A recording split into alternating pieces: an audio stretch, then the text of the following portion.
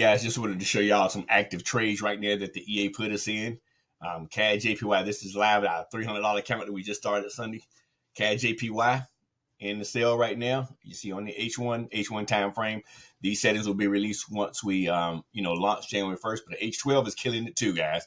But right now, CAD JPY H1 sale, we're in this sale right here.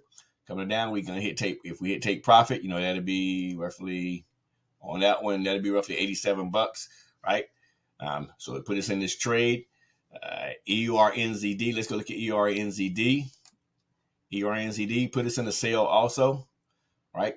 Put us in this sale, come down, hit this TP, that'll be roughly 76 bucks. GU, let's go find GU right quick. GU put us in a buy. Come up, hit take profit up here.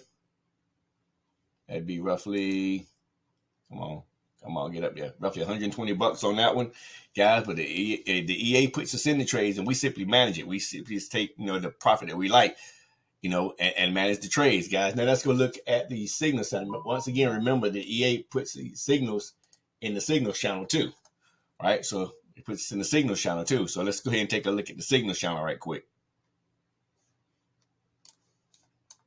Here we go.